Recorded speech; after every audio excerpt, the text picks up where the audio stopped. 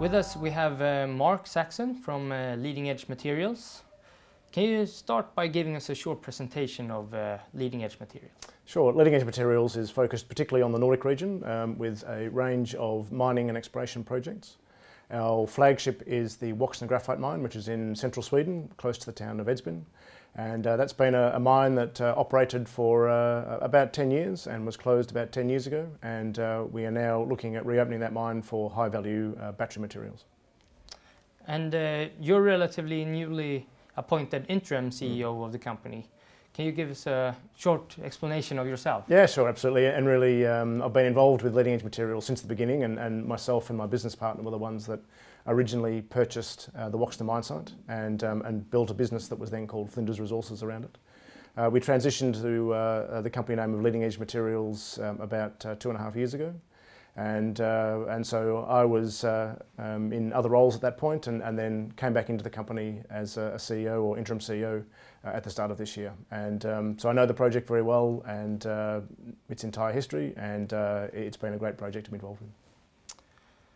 And we had a previous interview about a year ago, and maybe you can sum it up what has happened since then. Sure. So about a year ago, we had our CEO at the time was Blair Way and presented at this conference. And early in the year, Blair chose to move on to other opportunities and gave me the opportunity to take over the company, which was great. And so looking back over the last 12 months, which was largely Blair's involvement, we have focused on production of high-value, high-grade graphite materials from Woxna. So not at a production scale, but at a research scale. And that's really about mastering a process that takes graphite out of the ground and converts it into a material that goes into a lithium-ion battery. So a lithium-ion battery is comprised of about 16% graphite, and it's a highly specialised, highly refined product, not easy to produce, and it's been quite a long R&D process to do that.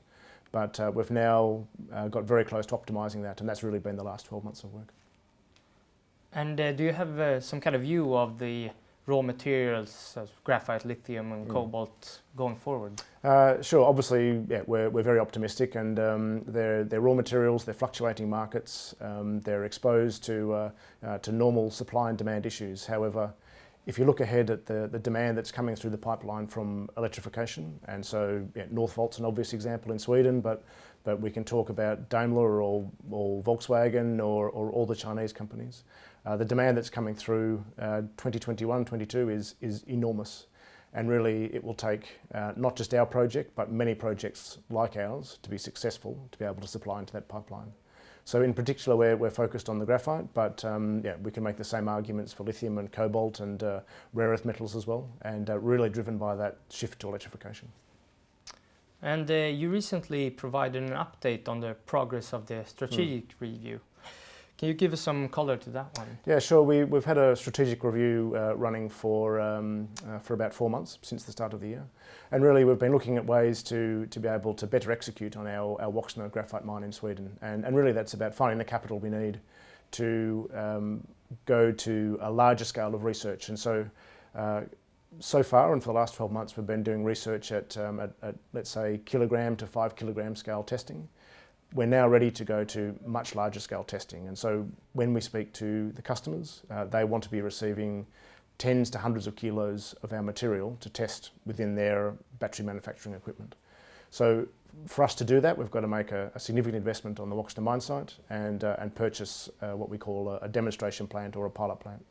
So to do that, we need to raise capital, and we're finding and looking at ways to do that more effectively. So we would prefer to do that in the daughter company, in Woxna Graphite AB, rather than in the parent, Leading Edge Materials. And you believe that the Woxna graphite mine has potential to become a first mover when it comes to supplying sustainable, ultra-high purity natural graphite anode for lithium-ion batteries. And what's behind this assessment? Yeah, so I guess in the past, Woxna was a producer of quite low-value graphite materials, which went to the steel industry. If we look ahead and we see the growing demand for lithium-ion battery graphite, then that requires a whole different product and much higher purity, and also the graphite needs to be a certain shape and grain size. So that's the work we're doing, and the fact that the Woxna project is already fully built, there's already a mine on site there's already a mill and a tailings dam and all those things. It allows us to move quite quickly in terms of the permitting process, and so yeah, we're quite confident we can be one of the very early starters to be a supplier of European graphite. And then you have a new project in Romania. Can you tell us a little bit about that one? Yeah, for sure. And Romania is obviously a very different country to Sweden and the Nordic region, where we've done most of our work. But we had a look around Europe for interesting projects, particularly for cobalt. And by doing some research, we came across an area in Romania which has a former mine site, not for cobalt, for other materials. And we've seen some really good opportunities there. And so that will be a growing focus for us in the next 12 months. And you have another asset, Nora Shire, that has been subject to ongoing legal opposition and appeals. Can you give us something on that process at the moment? Sure, and I'll try to make it a short answer. It's not an easy one, but Nora Shire is a rare earth project, a heavy rare earth project in southern Sweden, and we discovered that in 2009, and we've been working on that continuously ever since. And so it's a very significant project on a European scale. Really very unusual in its size and grade. And we were granted a mining lease in 2013 due to an appeal to the Supreme Administrative Court. Our mining lease went back to assessment by the mines inspector, and we're now working through the process of updating some paperwork and making sure that we can get that re-granted. So that was an issue not just for us, it was an issue that affected a range of mining companies in Sweden, including small and large. And so yeah, we're all in the process now of updating paperwork and seeing if we can move ahead. Thank you for taking time, Mark, to answer some questions. No problems, happy to.